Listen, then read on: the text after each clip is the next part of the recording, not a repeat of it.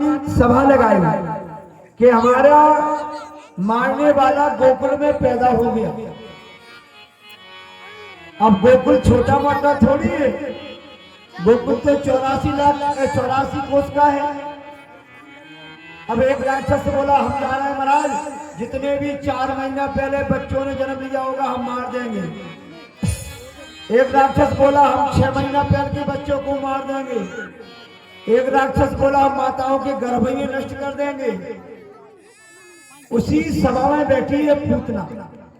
अब ध्यान से सुनना, पूतना किसको कहते हैं? देखो, पूतना का नाम खराब, पूतना का नाम खराब, पूतना का खानदान खराब और पूतना का आहार खराब। पूतना हम और आप जैसे भोजन नहीं करती है, पूतना हम और आप जैसे भोजन नहीं करती है। पूतना करती है बालकों का भोजन। जितने भी रास्ता में बालक मिलते जा रहे हैं और पूतना खाती जा रही है। पूतना लोक बालनी राक्षसी रुधिरासना। सुखदेव जी कहना है बड़ा, सुखदेव जी कहे परीक्षित ये पूतना का परिचय सुनो।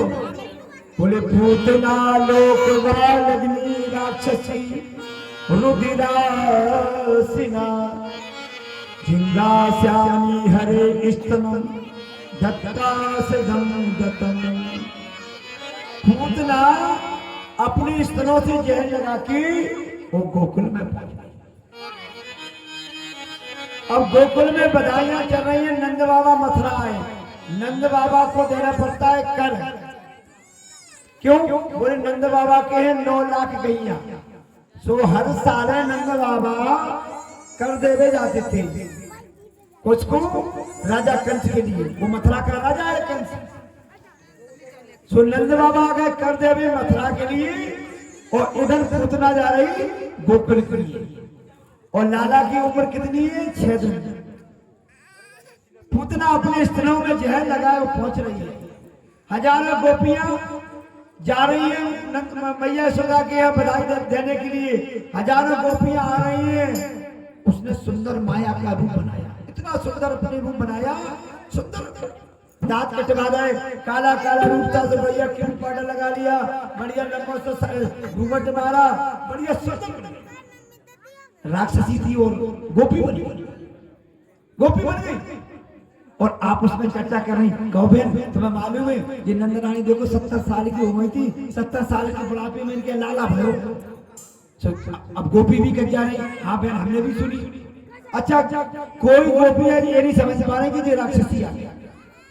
और 20 गोपियों में और पूतना जा रही है। अब पूतना जा रही है, आंगन में लाला कट रहा है पलना, और पलने को मैया यशोदा पकड़े और बैठी है। सबको आशीर्वाद देते जा रहे हैं। भैया आप लोगों के आशीर्वाद से लाला भयो, आप लोगों के आशीर्वाद से लाला भयो, बधाई है बधाई है। किसको क्या खाना है, किसको क्या लेना है, सोना चांदी पैसा वस्त्र। भागवत में तो ऐसा लिखा है कि बाबा ने 9 लाख गैया दान में की ब्राह्मणों के लिए। गाय सबसे बड़ा दान है, गौदान हर यज्ञ में होना चाहिए। गौदान से बड़ा कोई दान नहीं है। चाहे आप भागवत बिछवाओ, चाहे विवाह में कन्यादान लो, चाहे घरे रामायण बिछवाओ, चाहे कोनो भी तुम कार्य करो, गौदान जरूर किया करो। अब आजकल तो चांदी की गैया चल गई हैं, हम भी ले आते हैं। अब लोग बात कहते हैं महाराज तुम गैया क्या करो, हमने कहा महाराज गैया तो मारी मारी फिर रही। अरे हमने भैया तुम्हारे घर मारी मारी फिर रही है, हमारे घर तो भीतर बंदी। देखिए हमारे घर गाय बंदी 24 घंटा बंदी रहती है, हम सेवा करते हैं। तुम्हारी इच्छा है तो दे दो गैया, नहीं है तुम्हारी इच्छा तो भैया चांदी की दे दो। अब बाजार में तो आजकल चांदी की गैया देने लगी, ढेर लग रहा गैया को चांदी को। मैं घर मंदिर में बैठी 10-12 और ठीक है जैसी जैसी श्रद्धा है। तो नंद बाबा ने गायों का दान किया। तो गोपियों के बीच में पूतना पहुंच रही पालने के पास में।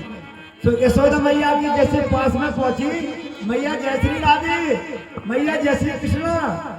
तो यशोदा मैया ने पूतना को देखा, तो देखती ही रह गई। तो यशोदा मैया से पूतना बोली, काय मैया तू काय देख रही, का पहचान नहीं पा रही बोली। अब मैया यशोदा ने सोचा कि अगर मैं इस गोपी से पूछूं कि तू कहाँ की है और तू काय के लिए आई है, तेरा नाम क्या है, तो बुरा लगेगा। अब जैसे आप लोग हमारे यहाँ कथा सुनने आ रहे हैं, अच्छा कोई आप उसमें कोई आप नई गोपी आ जाए तो हम भी देखेंगे पूछे तो आपको बुरा लगेगा, माना हम कथा सुन ली वहां से आए और तुम क्या पता पूछा है वो नहीं, आप आए कथा सुनने की अच्छी बात है। तो मैया यशोदा मैया शंका भी कर रही, वो नहीं पूछ पा रही। पूतना बोली यशोदा मैया से, काय मैया तुम लाला के पास काय बैठी, तुम पालना पकड़े काय बैठी, तुम्हें जो मालूम नहीं है को तुम्हारे यहाँ आ रहा है, किसको कपड़ा बिछाना है, किसको भोजन कराना है, किसको जलपान कराना है, तुम अतिथियों को देखो, हम तुम्हारे लाला को देख रहे हैं। अब यशोदा मैया तो मेरी भोली वाली है, उन्हें क्या मालूम कि राक्षसी आ गई, वो मेरे लाला को मारने के लिए आ गई। मैया यशोदा ने पालने को छोड़ दिया और जैसे मेरी मैया यशोदा ने पालने को छोड़ा और जैसी पूतना पालने के पास गई, मेरे लाला ने नेत्र बंद कर दिया। भगवान ने नेत्र बंद क्यों की? यहाँ हमारी परिस्थिति भी चौंक गई। परिस्थिति बोली महाराज भगवान ने पूतना को देखकर नेत्र बंद क्यों की? कुछ संतों का भाव आया है, वो आप लोग सुनो, हम भी सुना दो चार। एक संत कहते हैं कि भगवान ने पूतना को देखे नेत्र इसलिए बंद किए कि पूतना है अविद्या। पूतना क्या है? अविद्या। वो अविद्या का स्थान है 14 जगह, 5 ज्ञान इंद्रियां और 5 कर्म इंद्रियां, मन बुद्धि चित्त और अहंकार। 14 जगह होता है पूतना का वास, अविद्या का वास। तो पूतना है, तो भगवान ने विचार किया कि इसे कौन सी गति दे, इसलिए भगवान ने नेत्र बंद किए। नहीं, एक दूसरे संत कहते हैं नहीं, तो बोले किस लिए किए? बोले हम बता रहे हैं। भगवान ने विचार किया कि हम ब्रज में आए थे कि दूध दही माखन मिश्री खाएंगे, और दूध दही माखन मिश्री तो अभी हमने चखा नहीं है, और मौसी जी आगे जहर पिवावे, भाई पूतना जहर पिवाएगी। तो लाला विचार कर रहा है पालने में लेटे लेटे कि जहर तो हमने पिया नहीं है, जहर तो तुमने कल सुनी थी कथा शब्द मंथन की, शब्द मंथन में जहर भोले बाबा ने पिया था। तो लाला लेटे लेटे पालने में और नेत्र बंद करें और याद कर रहे बाबा तुम आ जाओ और तुम हमारे हृदय में बैठ जाओ, तो जहर जहर तुम पी लियो और दूध दूध पी ले। देखो कितना सुंदर भाव है संत का। नहीं, अब तीसरे शब्द का भाव है, तीसरे शब्द कहते नहीं, बोले तो बोले भगवान ने इसलिए नेत्र बंद किए कि भगवान की दाहिनी आंखें सूर्य और बाएं आंखें चंद्रमा,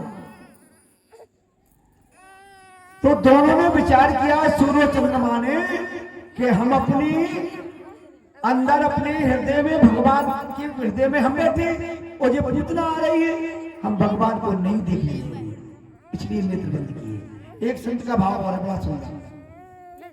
एक संत कहते नहीं, बोले तो बोले भगवान ने इसलिए नेत्र बंद किए कि प्रभु ने विचार किया कि त्रेता में जब हम राम बने थे एक देवी जी आई थी। अच्छा, उन देवी जी का नाम तो सब जानते हो, क्या नाम था उनका? है किसी को जानकारी?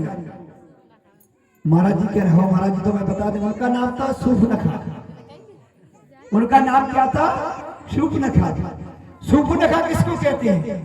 शूर्पणखा कहते हैं जिसके नाखून बड़े हो, उसका नाम है, तुम लोग लखा तो नहीं बेटा, अब आजकल फैशन चल गया नहीं, अब आजकल की ये बेटियां बेटी इतनी बड़े बड़े नाखून रखा रहा है। हम आपसे देखा, हमने जीजी से कही अब विनय को पढ़ रहा है हम ब्याह, उन्हीं को पढ़ रहे हैं ब्याह शादी में बराबर दतिया में, अब बहन जी इतना बड़ा नाखून रखा है, अब हम चढ़ाओ चढ़वा रहे तो हमें की आचमान करो, तो जैसे अपने हाथ करो नाखून देखो तो खाओ।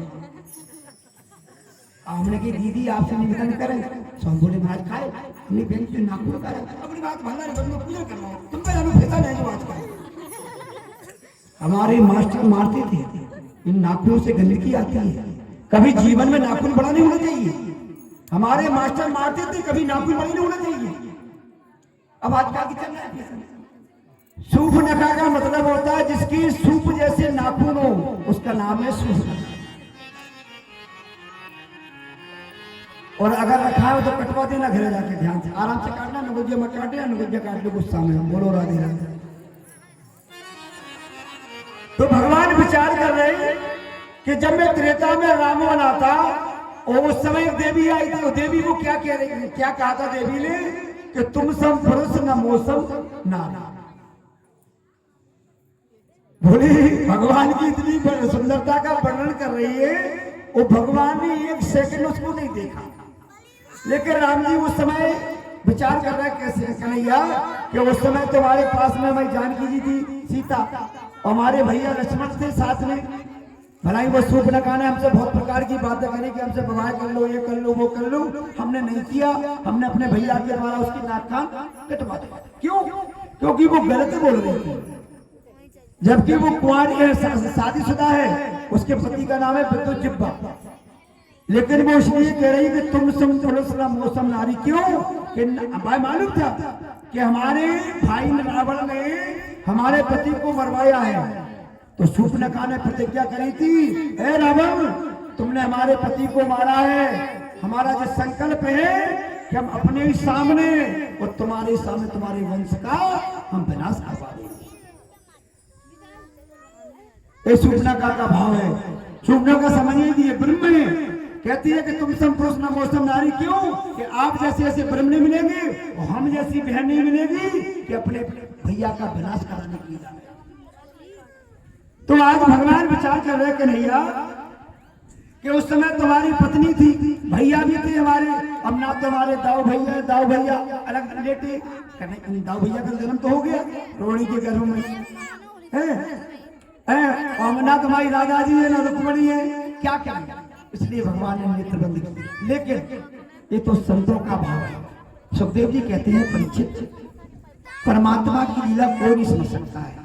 लेकिन पूतना ने विचार किया कि बालक सो रहा, पूतना ने सोचा कि लाला सो रहा है, भगवान को उठाया और जैसे गोविंद को उठाया गोदी में लिटाया और गोदी में लिटा के एक स्तन गोविंद के मुख में दे दिया। भगवान ने एक हाथ पूतना के दूसरे स्तन पर रख दिया। भगवान ने पहले जहर पिया, भगवान ने फिर उसका दूध पान किया और दूध पान पीने के बाद परमात्मा ने उसके प्राणों को पीना प्रारंभ कर दिया। पूतना जब कमजोर होने लगी, लाला छोड़, लाला छोड़, लाला छोड़, भगवान बोल गए। भगवान की उम्र कितनी है? 6 दिन।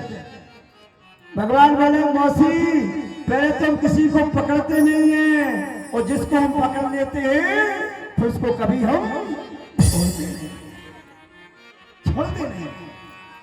पूतना का बकरा रूप बन गया। जैसा पूतना का बकरा रूप